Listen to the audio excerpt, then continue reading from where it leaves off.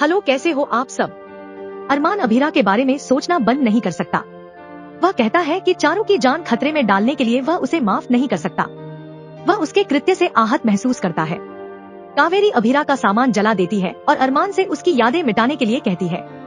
वह विद्या से कहती है कि उन्हें उन यादों को राख में बदलना होगा। पूरा परिवार अभीरा द्वारा दिए गए उपहारों को रद्दी कर देता है।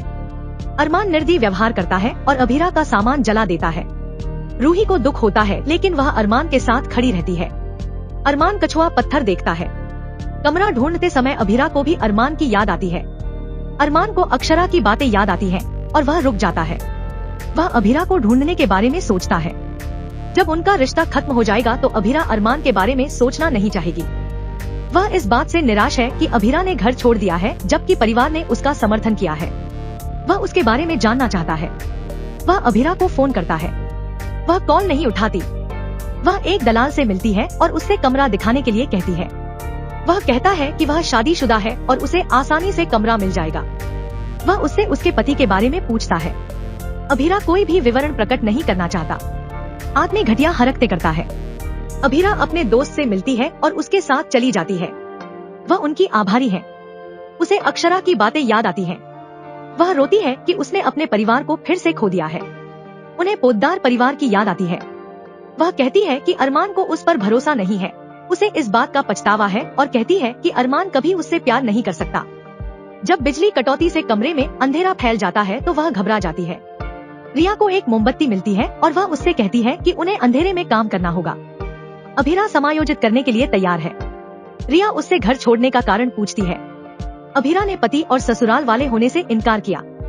वह अपनी निजी जिंदगी के बारे में शेयर नहीं करना चाहती। रिया उससे माफी मांगती है। रूही द्वारा अभीरा से अरमान को छीनने की योजना को जानकर मनीष परेशान है। वह अभीरा की खराब किस्मत के बारे में सोचकर रोता है। वह चाहता है कि कोई अभीरा की खुशी का ख्याल रखे। अभीरा बड़ी मुश्किल से अपना काम पूरा करती है। अरमान हॉस्टल स्टाफ को बुलाता है और अभीरा की उपस्थिति के बारे में पूछता है। वह क्रोध में आदमी को उपदेश देता है। रूही उसका तनाव कम करने के लिए उसके लिए चाय लाती है। वह उससे कहता है कि वह अभीरा को नहीं ढूंढ पा रहा है। उसे अभीरा की चिंता है जिसके पास पैसे नहीं है। वह उसे बताता है कि उसके पास उसके बैंक विवरण है और वह लेन देन विवरण की जांच कर सकता है। वह रूही को अभीरा के बारे में बताता है। उसे अभीरा की लोकेशन का पता चल जाता है। वह अभीरा को फोन करता है। नूडल्स का कटोरा देखकर अभीरा भावुक हो जाती है। उसे अरमान की याद आती है। अरमान हॉस्टल के नंबर पर कॉल करता है। अभीरा यह जानकर आश्चर्यचकित हो जाता है कि उसने उसे ढूंढ लिया है।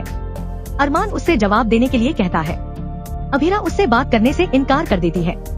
वह डिस्कनेक्ट हो जाती है। वह उसे वापस बुलाता है। वह गुस्से में उसे डांटता है। उनका कहना है कि उन्होंने चारू की जान खतरे में डाल दी है और उनके पूरे परिवार को परेशान किया है। रूही उससे अभीरा को न डांटने के लिए कहती है। अभीरा उससे बात नहीं करना चाहती। वह उससे दोबारा उसे फोन न करने के लिए कहती है। माधव के कहने पर अरमान अभीरा को खोजने के लिए दौड़ता है। वह अभीरा को नशे में पाता है और क्रोधित हो जाता है।